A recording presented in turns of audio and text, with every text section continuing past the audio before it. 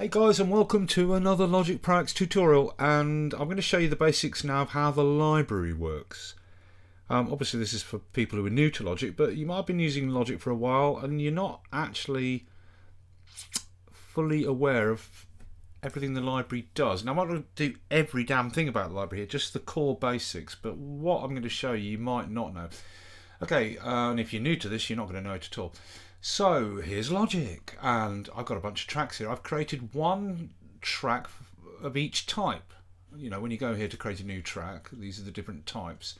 So I've created one of each type of track apart from an external MIDI track. So I've got an instrument track there. There's an acoustic drummer track with a drum kit designer on. There's an electronic drummer track with a drum machine designer on. There's an audio track. I've got a vocal on it.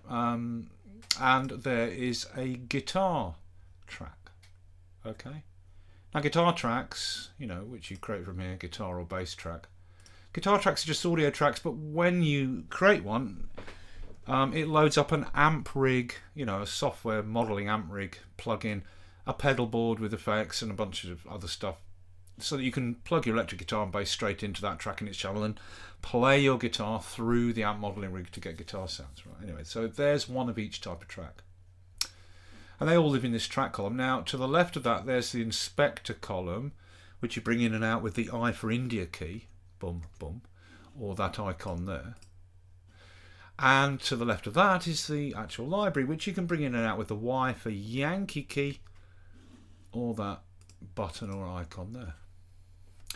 Okay, now you probably know the way Logic works is you choose a track, and the inspector column on the left shows the channel for the selected track.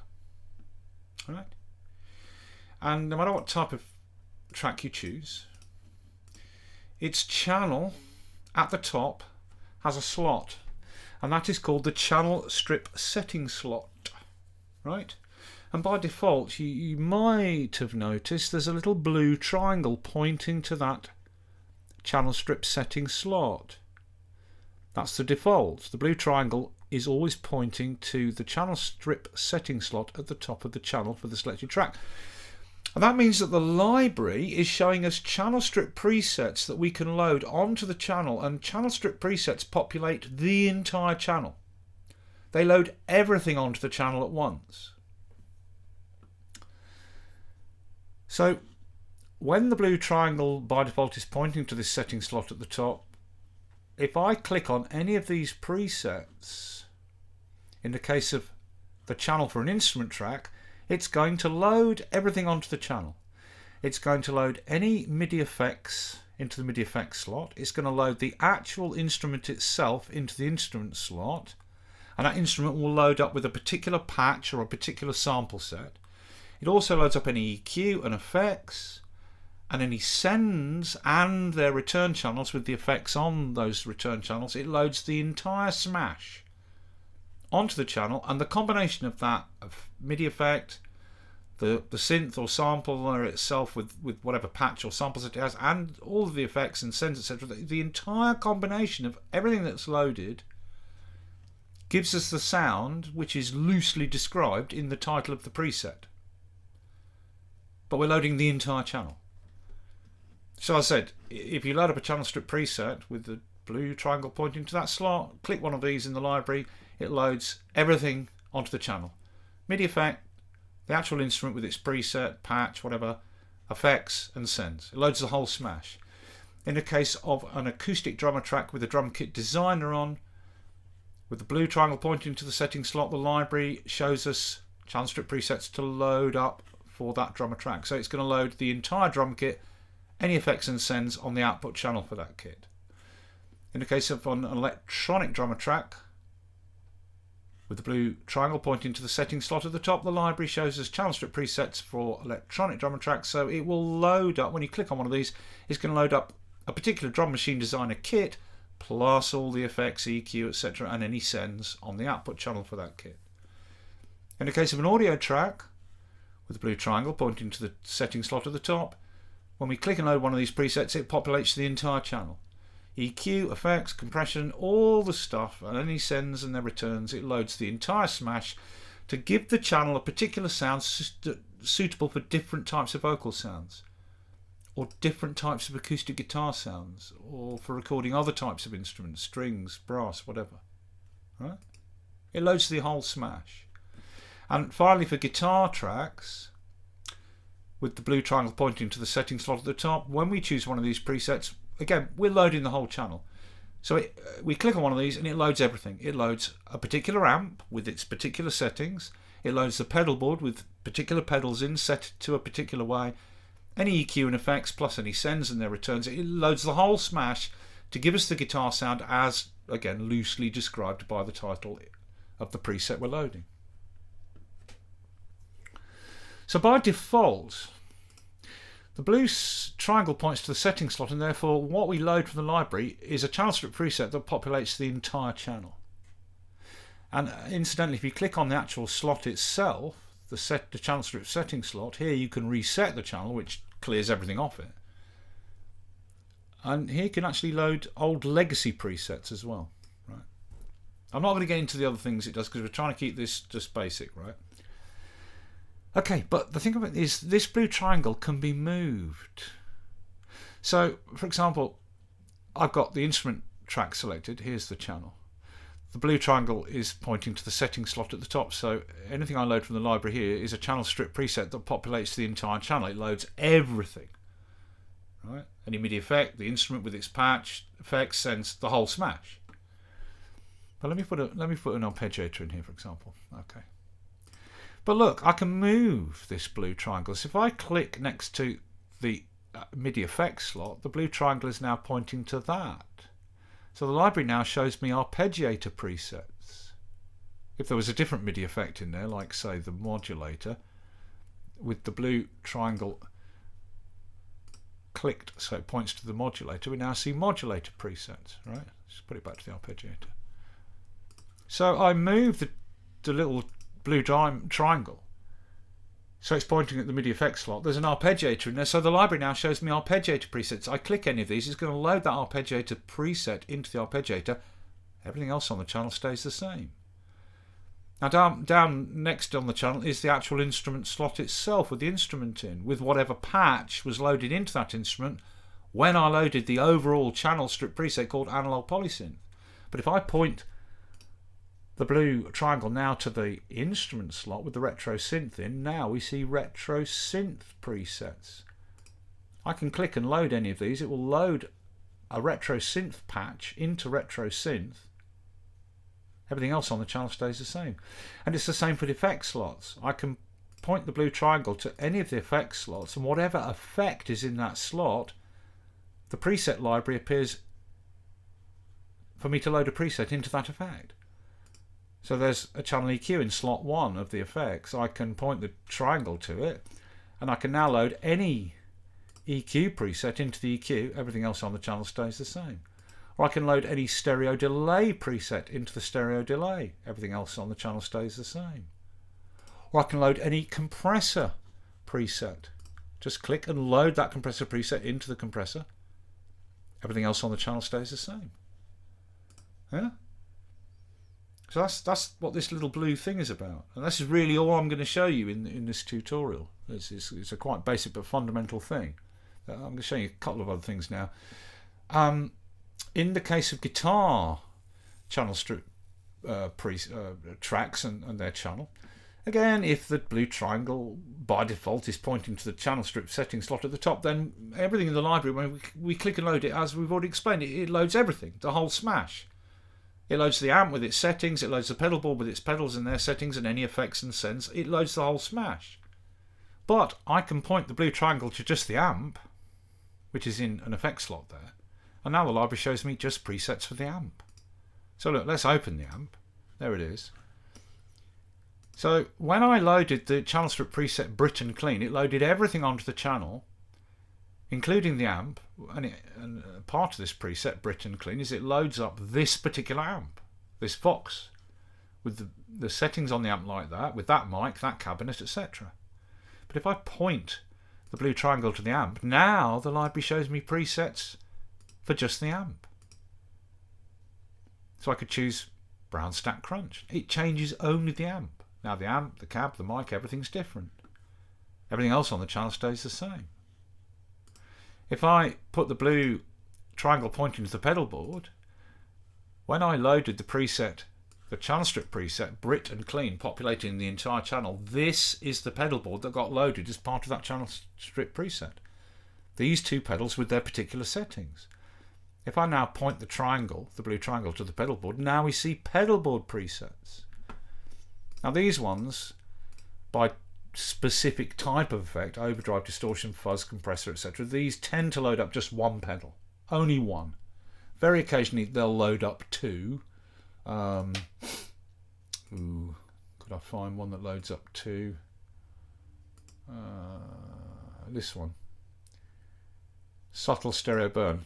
This particular preset loads two tube burners. There's a splitter before the pedals, it splits the signal to the two different tube burners. They're then resummed here at a mixer, etc. But most of these ones in these overdrive, distortion, fuzz, etc. load just a single pedal. But you've got complete pedal boards, which load a whole combination of pedals with any splitters, mixers, etc. Yeah, with whatever settings. So again, like with anything else in the channel, if the blue triangle is pointing to it, the library shows us presets for that particular thing, that particular slot. In this case, pedal boards. I can load a different pedal board, either an individual type of pedal or complete pedalboard presets. Everything else on the channel stays the same. EQ presets, compressor presets, tape delay presets, noise gate presets, etc. And that's how that works. Yeah. Now there's just one thing that's slightly different. In the case of either an electronic drummer track or an instrument track that has a drum machine designer on it, electronic drummer tracks by default will load a drum machine designer, but you can put drum machine designers onto instrument tracks and program your own patterns with MIDI notes. But where you've got a drum machine designer, again, if the setting slot is at the top, you're going to be loading up a whole preset for the channel. But if I open the drum machine designer and then choose a particular drum cell, like this hi-hat, the library switches to show me channel strip presets for hi-hat. And look at how the inspector column has changed. On the left, we still see the main output channel for the drum machine designer, with the drum machine designer at the top and any effects. If I put the blue triangle there, next to the setting slot for the main drum machine designer channel, which is this drummer track, we're back to the library showing us complete channel strip presets for drum machine designer. In other words, if I click one of these, it's going to load the entire drum machine designer kit plus any effects and sends that populate the output channel. But if I choose an individual cell, the channel, the output channel for that drum cell appears on the right here now. The little blue triangle is pointing to the setting slot at the top of that channel, so the library is now showing us channel strip presets for hi-hats for drum machine designer. And if I click and load one of these, it's going to load a different sample into drum machine designer, but also it's going to load any effects onto the channel for that drum. But overall, the combination of the different sample plus the effects give us the sound of whatever that hi-hat is called. And once I've got that cell selected and I see its channel here, I can move the blue triangle to point to any of the effects on that channel, and then just like on the main channel here, the library then shows me presets for the channel EQ, the enveloper, the stereo delay. I can click any of those and load a different preset into any of these effects, or go to the main setting slot and load an entire channel and the sound for that particular drum cell, in this case hi-hats. Okay, so that's just something particular about drum machine designer. Okay. In the case of audio tracks, I happen to be doing a vocal on this, so with the triangle pointing to the setting slot at the top, I went to voice, and if I choose any of these channel strip presets, it will load a whole load of stuff, EQ, compressor and different effects onto the channel, any sends and their returns, to give me bright vocal or classic vocal or an edge vocal or any of these presets. but I can, you know, also choose presets which will populate the channel with all different compressors and EQ and whatever else sends and their returns to give me different types of acoustic guitar sounds. Or it'll load up effects and EQ preset suitable for recording things like hi-hats or overheads, snares, kicks, etc. Or strings, keyboards, brass, you know, stuff, whatever I want, right? So that's how that little blue triangle works, right? Now just finally, say I go to the guitar track here and I load up Britain Clean as my starting point. But then I open the amp and I think, well, I'm going to change this amp. Either change it completely, tweak it, or change the cab, change the mic, change whatever I want, because if you don't understand it, I can choose an entire this is like choosing the entire rig, amp and cab, mic, the whole lot, but I can change just the amp and mix it with any cab I want and change the mic, etc. Right? So I can tweak this amp to be anything I want, and the combination of that new amp with the stuff on the channel that was loaded with the preset Britain Clean when it populated the entire channel is going to give me a different sound. So I might change this, say, to, you know, like this orange rig, you know, tweak it, whatever, blah blah blah blah blah. But I've still got all the other stuff on the channel that was loaded with Britain Clean. Then I might go to the pedal board and, you know, add a pedal. I don't know, whatever it is. Tweak it, blah, blah, blah, you know, do whatever I like. Now, I fundamentally changed some things on the channel to give me a different sound, but it still says Britain Clean because that's the preset I started with.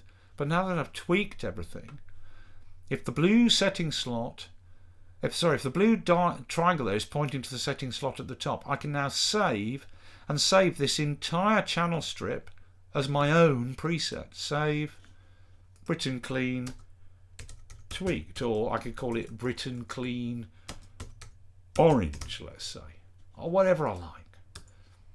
Save, boom, and it's now in my user patches, Britain Clean orange.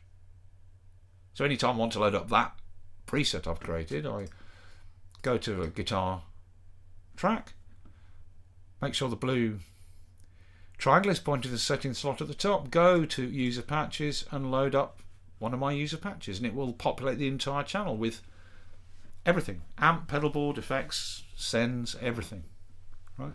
And you can do that for any channel and a track in its channel.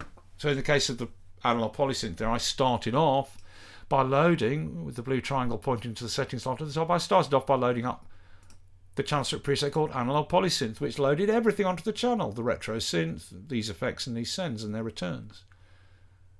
Now I could open retro synth here,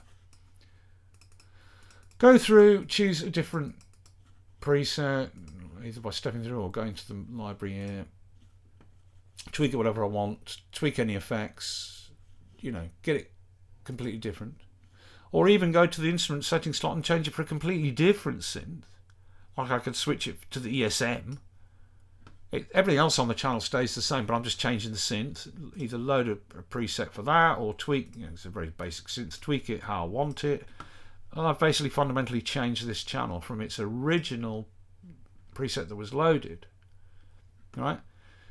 Now, as long as that blue triangle is pointing to the setting slot at the top, everything on that channel, the new synth I put in and how I've tweaked it, plus any effects that I either put in myself or were part of the original patch that was loaded, any sends. Once I do save here, I'm saving that entire channel because the blue triangle is pointing to the setting slot at the top.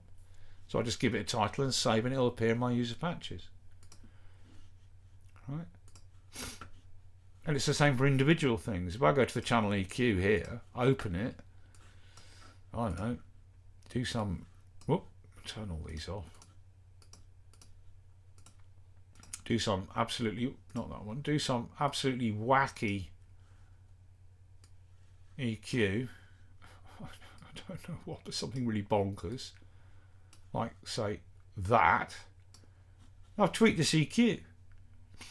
the blue triangle is pointing to the EQ. So if I now do save, I'm saving the preset for that EQ. I can call it bandpass 1K, which is roughly where the bandpass is. Save, and it appears. Now, if at any time there's an EQ in an effect slot, I point the blue triangle to it. There's all the factory EQ presets, but there's my bandpass 1K preset ready to load onto a channel EQ. So whatever that triangle is pointing to, either the entire channel or an individual thing, when you do save, it's going to save whatever the blue triangle is pointing to, either the whole channel or whatever you tweaked on the individual thing. Yeah? And just to show you, with individual things, like the channel EQ, I point the blue triangle to it on the channel. There are the presets for the channel EQ, but if I open that channel EQ, those same presets are here in its internal library, as well as my created presets. So this, what appears in the library here when the triangle points to an individual effect or synth or whatever, is basically a copy of that plugin's own internal patch factory library, plus any ones that you've created. Right? Okay, does that make sense? That's just basically all I'm going to do is just explain to you this blue triangle principle. Right? There is other things to do with the library. Okay. But that's the fundamentals of it, as well as saving created channel strips or tweaked channel strips. Triangle points to the settings slot at the top. When you hit save, you're saving the whole channel. Or whatever individual item the blue triangle is pointing to, if you do save, you're saving the synth that you've tweaked, or the EQ, or the delay, or the compressor you've tweaked, right? Or in the case of guitar tracks, if you tweak the amp and the triangle's pointed to the amp and you hit save, you're saving an amp preset. If the triangle's pointed to the pedal board and you arrange some pedals in a particular way and hit save, you're saving your pedal board preset, etc. Alrighty, that's how that works, the little blue triangle. Hope that's useful.